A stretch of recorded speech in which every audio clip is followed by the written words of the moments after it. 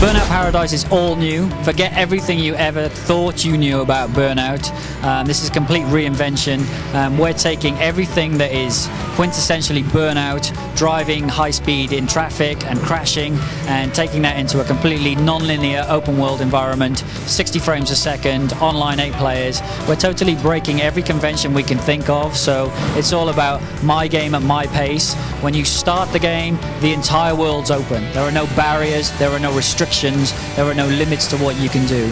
Every one of the 120 intersections in the game is an event, and it's up to you which ones you choose to do and which ones you choose not to do.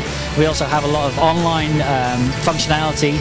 Online's really, really big for us this time around, and what we wanted to try and do with online is make it really accessible and really friendly. Something we tried to do with online is make it about you and your friends and make it personal. On PlayStation 3, you can be driving around at 200 miles an hour. 3 button presses later, you're online with your friends, driving around 8 players, 60 frames a second, massive open world. It's really, really fun. We have lots of different online freeburn challenges, which we're showcasing today for the first time. We also have races, and we have kind of lots of freeburn online gameplay. We're also using a camera on both systems to take what we call mug shots. So if you take someone down online, it takes a picture of your friend's face at the other end of the at the internet connection, and it captures a mug shot, and you can save that off to your console, and kind of, you know, every time you take someone down, that's a really cool thing to have. So it's a very simple idea, but it's something that's really hitting home with people and something that people are really responding to.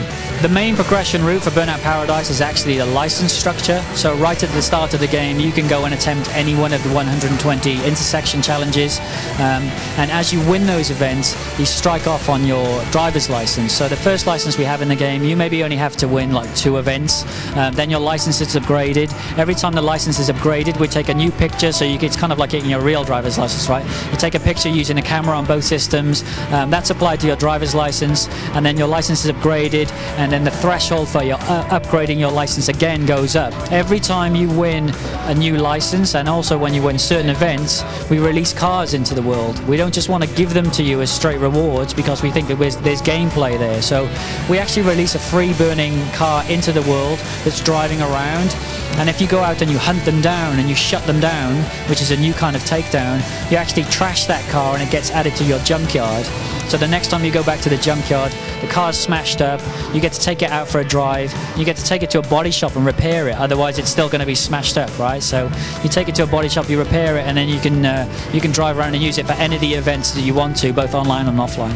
It's not so much advantages per console. We've always been PlayStation specialists at Criterion. You know, we really love PlayStation 2, and we're loving PlayStation 3 as much. So we've just been really at home on PlayStation, and we think PlayStation is a great machine to be working on. So we're leading on that, but that doesn't mean that the other versions of the game are deficient in any way. That's just our lead platform, and that's something that we're concentrating on. The crashes are all new, and it's something that we're really proud of in Burnout. The fact that you won't see another game that's open world running at 60 frames a second with all the traffic in the world, where when you crash, we actually deform the shape of the car, we deform the chassis. So we don't just take the wheels off, and we don't just take off body parts and smash the windows. We actually crumple the front and the back and the sides and the top of the car, and that's something that we're doing in real time. So every crash that you have is unique. In terms of basic player movement, we actually have an e-brake, or a handbrake as we call it in Europe, but it's an e-brake over here, right?